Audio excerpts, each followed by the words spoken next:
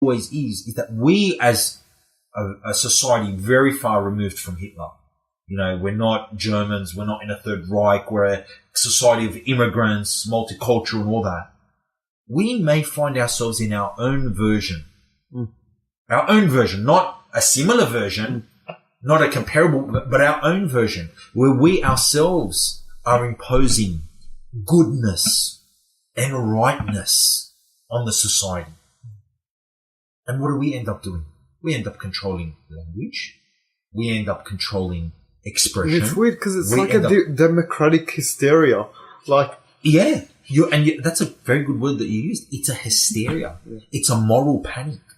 I mean, people are freaked out over nothing. What is seriously nothing. So what would you say? The whole trans issue with pronouns is nothing? No, I feel that the issue over trans wanting to be called whatever pronoun, that's nothing. Yeah. Okay. That really, like, we're giving too much attention to that issue. Exactly. But again, forget trans, right? What's the fundamental thing behind the trans movement? Is the idea, and this is important for us, this is where I'm scared. Okay? You ask me what am I scared about? This is what I'm scared about. Is that so we're moving into a virus that's going to take over the human race. No. I'm not worried about Ebola. I'm not worried about a super virus. I'm not worried about nuclear automation, war. jobs. I'm not worried about automation. I'm worried about, like living I told in you, Australia, I'm worried about the corporatization of our economy and the continuation of fiat currency and fractional reserve banking and the wrecking of it and and we've talked about this before, bro. Yeah. All right? And I'm also worried about the internal victimization and demarcation of our society. I hope it's a phase. And, bro, you can't say that. I don't allow you to say that. All right? And I'll tell you why I don't allow you to say that. Because too many times bad things have been allowed to happen in a society because people hope for something. Like, I just hope. We have to observe not just where we are now, but how we got here and how far we've gone in such a quick amount of time. Today's contemporary society... Look at that money box, right? Yeah. That's a money box from the 50s. Yeah. Hold it. Look how racist it is. Yeah. It's blackface, large red lips. At the back it says jolly nigger. At the back it says jolly nigger. Does it? And if you press the button, he puts the coins in his mouth. Where's the button? Pick it up. So hang on. Yeah, I know. It's alright. It's cast iron. It's not going to break. Oh my god. So press the back button. Yeah. Oh man, you have to take a video of this and interpose it, man. That existed from the top American banks in the 50s, 60s, 70s. Yeah.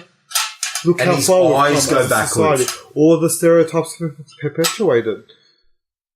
Jolly nigger bank. Yeah. Oh my god. I know. Oh my god. But look what a story it tells about us as a society. Yeah. Look, we've come Look how far we've come. We've come far. But have we gone to a point where it's too far that we're regressing? Pendulum swings, bro. Yeah. Pendulum swings. It's exactly what we're doing. We went from having cast iron money, piggy banks called jolly nigger banks to, if you don't use my trans pronoun that I just invented 3 weeks ago, you're a bigot and you should lose your job. They're extremes. Okay? And we as a society have to be careful because you know what I'm scared about? So where do we draw the line though? Say, is using the slur fag, is that wrong?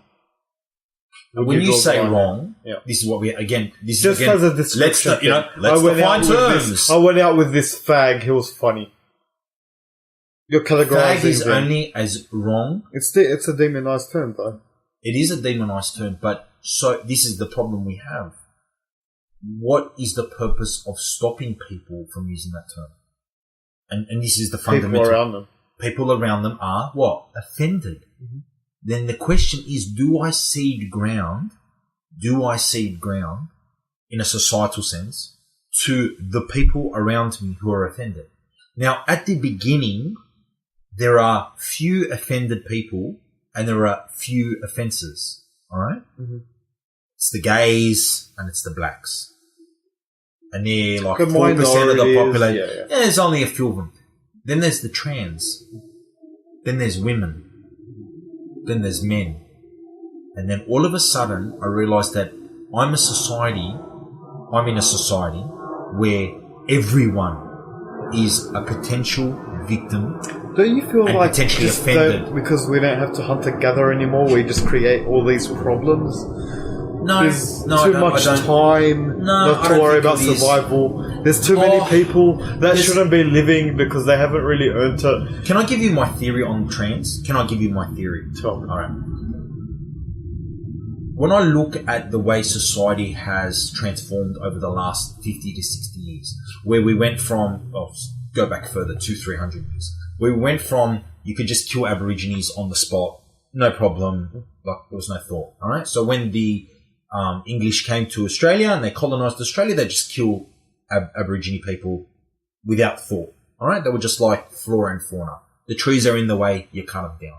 All right. Blacks were kept as slaves. All right. So there was a way of thinking about a subset of humans as nothing more than like insects that needed to be swatted. Yeah. All right. We developed from that to something that is equivalent to I'll sort of begrudgingly accept you. Begrudgingly. What was that though? Was that us keeping up with the American way of thinking where like... And the European way, the English way. Slaves, yeah. The English way. So, okay, we don't keep blacks as slaves. Alright, we shouldn't have Jim Crow. Yeah. We should follow that way. But, it was like we were in a state of begrudgingly accepting you. Like, I really don't like you, but I'll keep you. There was as a society, we're ambivalent. Like, and, you know what I mean? So if like an Aborigine was like killed, we'd go, oh yeah, that's terrible. What's on for dinner? We just didn't care. And then we got to a better stage. And this is where I actually think I've lived in this stage.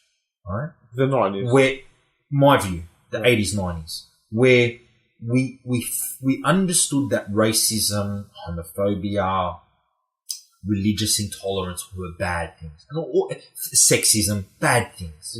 And we genuinely tried to rectify serious problems with it.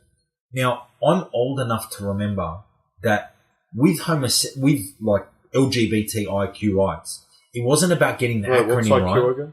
LGBTQI, so lesbian, gay, bisexual, LGBT, gay, transsexuality, Q, queer, I, intersex. Well, okay? Plus, whatever, it is now. It's 48 of them. Yeah, well, don't be so limiting, man. So we weren't concerned about getting the acronym right, and we weren't concerned about don't say fag. It was, hey, stop bashing homosexuals. And what's from me, like coming up with a 49th term now, like right now on this podcast, I want to be identified as an E because I hear things, and that's what I want to be. I want everyone to call me EAR. There's nothing. And 49 now. There's nothing. Yeah, that's a problem. And that's a problem. That's a problem. Yeah. And what I was saying was, like, in that time, we were dealing with things that were quite universal, which was you had the right to exist without being in the fear of being bashed.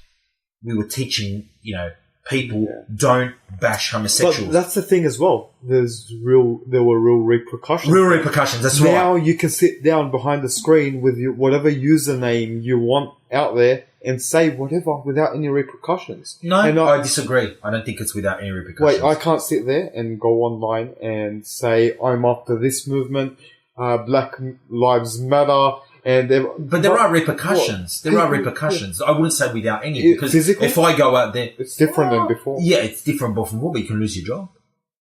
If you're anonymous on 4chan.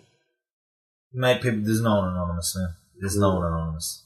I'm telling you, 100%. How about if you're like on tour and you browser?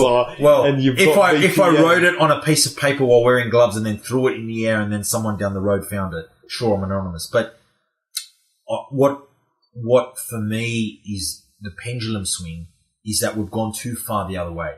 Where rather than understanding, okay, there are victims of a thing, there are victims of racism.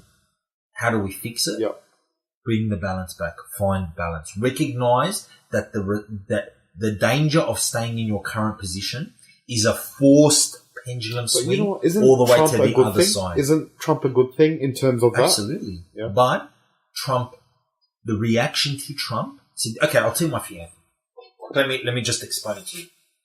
My fear is that the current obsession with victimization and now the marginalization of the straight white man, which is absolutely a thing.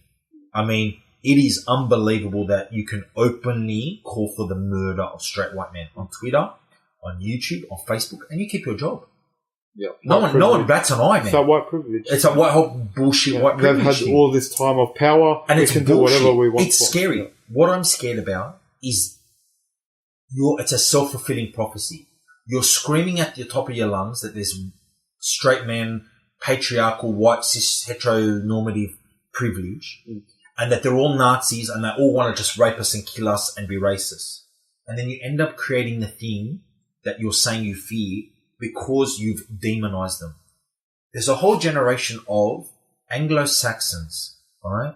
Western European, English heritage people that colonized America, Canada, Australia, New Zealand, who are very open to the idea of acknowledging the behavior of their ancestors and doing what they can to rectify it. But what you can't do, and I'll put this message out to all your listeners, what you cannot do is demonize them. Because, and I'll use it for the Australian analogy, there are a whole bunch of young Aussies, alright, kids who are good kids, good Aussie kids. They have no problems with Arabs, they have no problems with Muslims, they have no problems with Jews, they have no problems with trans people, they have no problems with blacks. And if all you do for the next 10 years of their life is tell them how they're privileged, they're scum, and they should die. And not only should they die, their brothers should die. And they should give all their money to black people. And they should go to the back of the bus for trans people. Yeah, but that doesn't really happen. Like, not to that extreme. Sorry, it does. To that extreme. If I ask you to Google, and anyone listening, Google Twitter kill all white men. That happens. Google American university professor says that all white people should give. So this actually happened. A university professor in the United States, in all seriousness, said that the only viable form of reparations is if all white people give all their money to all black people. It's ridiculous. Then we had that very famous incident on Facebook Live where a disabled white boy was kidnapped and bashed and what we understand sodomized on Facebook Live. Fuck Whitey. That's what they were saying. Fuck you, Whitey. This is for slavery. Yeah. This is for slavery. This is for all the things that you have done against us. Fuck you. Jeez. Okay? It's coming, people. It's coming. Okay, You've told a whole bunch of...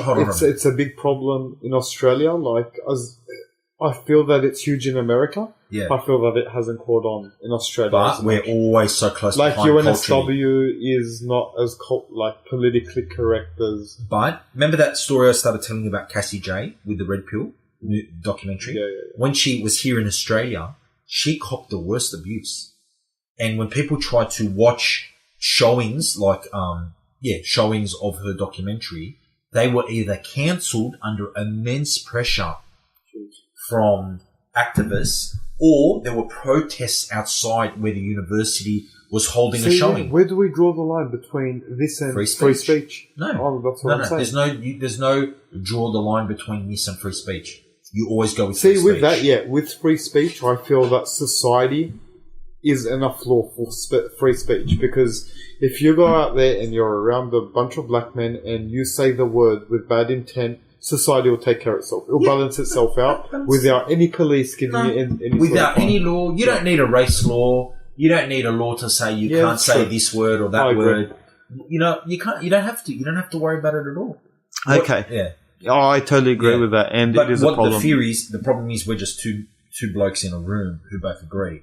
We're not in the majority, and we're not in the majority of my opinion socially and culturally significant people. We're not culturally significant. All right? We're not the one